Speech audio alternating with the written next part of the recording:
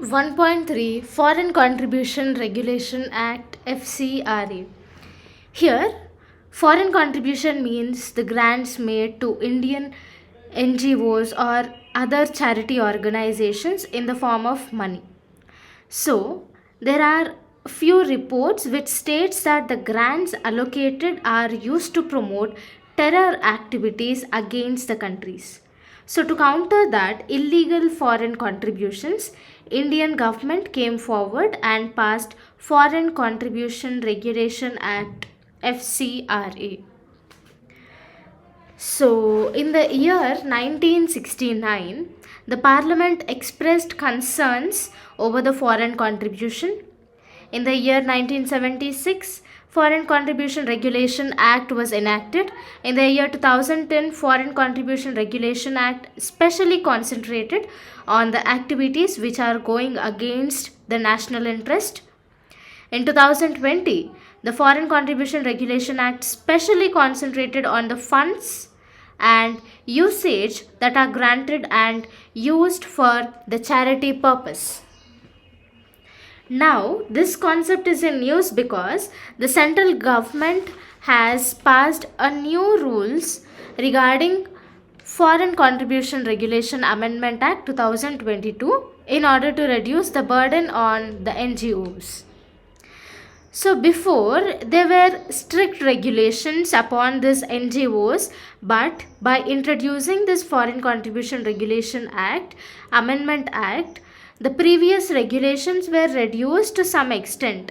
Like before, if the foreign contribution is more than 1 lakh, then the government permission is needed for such contribution. But now the limit was extended to 10 lakhs. So if any relative can send money up to 10 lakhs to the citizen of India, or any sponsor can donate amount to the NGOs up to 10 lakhs without any permission.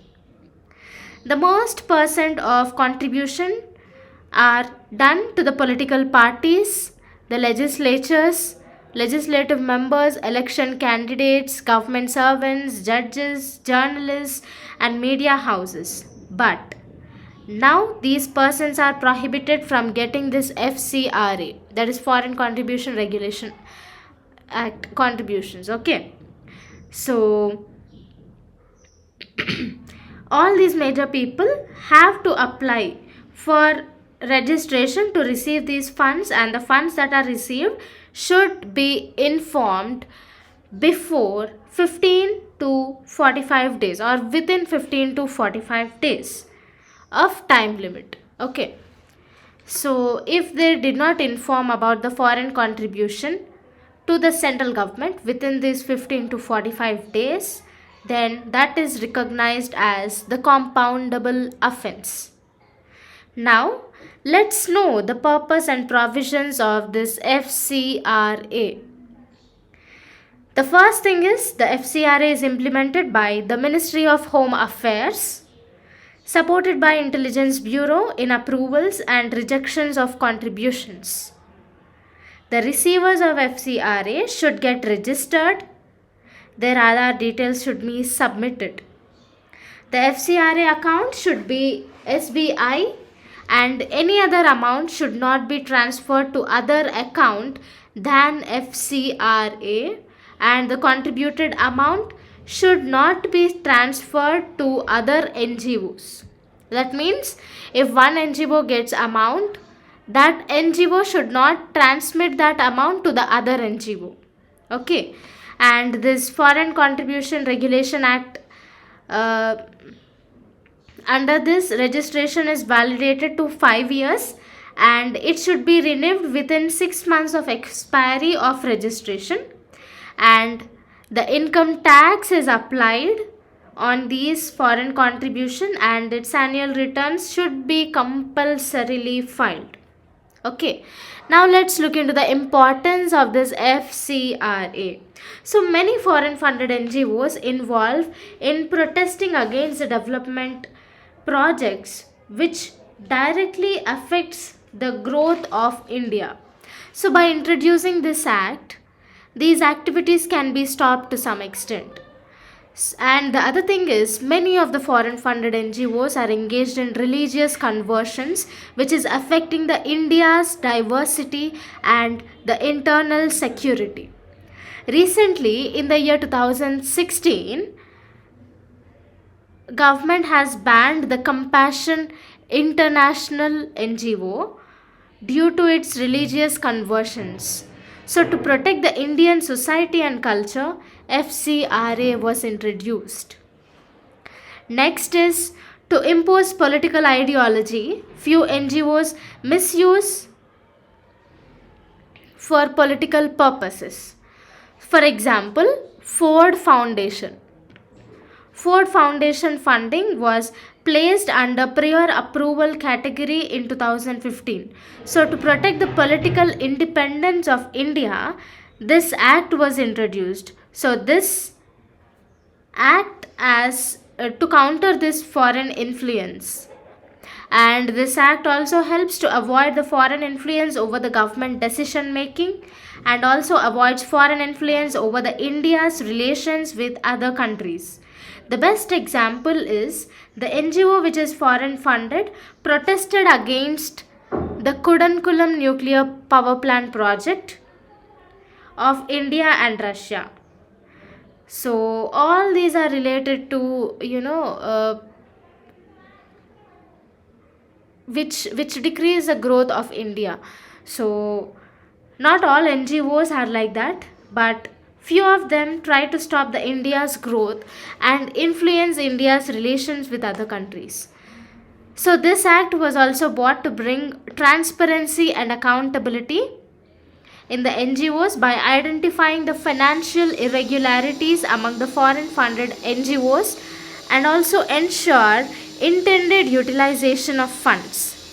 So yes, this FCRA has made good regulation to control all the foreign funded NGOs and other organizations in order to make India safe from any sort of foreign influence. Now, what about those NGOs who are really working hard to remove poverty, promote education, and fight against social discrimination? This FCRA also impacts those types of NGOs. Now, look at this figure. Now, let's learn more on the impacts of the FCRA. The first thing is, there is a decrease in FCRA registered NGOs. In the year 2011, we would have 40,000 NGOs, but by the year 2022, we have only 16,000 NGOs. The NGOs reduced from 40,000 to 16,000. The second thing is, there are more cancellations of NGO registration certificates. From 2019 to 21, 1811 registration certificates were cancelled. From 2019 to 21, 783 renewal applications were also cancelled. By studying this data, do you think all the rejected NGOs are 100% corrupted NGOs? Or we can also think that the system might be corrupt. If a good NGO which is purely involved in social service might also get rejected if it does not give bribe to the government. So we can't think all the rejected NGOs are corrupt and all the accepted NGOs are efficient, right? Okay. Keep that apart. Now let's learn about the concerns of this FCRA. So the first thing is, the government is using FCRA as a tool for licensing or rejecting NGOs due to the political or ideological difference. So if the government ideological or political ideology is different from the NGO's ideology, then there is a more chance of that NGO getting rejected.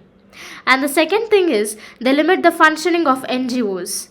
The third is, the FCRA have the concepts of the violation of right to equality, right to privacy, right to association and independent functioning by limiting the bank accounts, by prohibiting the transfers, etc. Therefore, there is no transfer of funds to other NGOs and thus limiting the collaboration among the NGOs. That means all the NGOs which are present in India can't be united. That means they can't transfer, if one NGO is getting more amount and the other NGO is not getting amount. So if one NGO which is getting more amount thinks to support another NGO also, it cannot support. Why? Because under this FCRA, transferring the amount to other NGOs is also prohibited. Okay, so all these are against the democratic values and ethos of India. So, let's look into this way forward. Finally, the Supreme Court has confirmed the constitutional validity of FCRA and said that receiving foreign donations cannot be an absolute right, and the Parliament has right to regulate it. The regulations on NGOs should be only used in the context of larger public interest while protecting individual rights through transparency, decentralization, usage of technology, etc.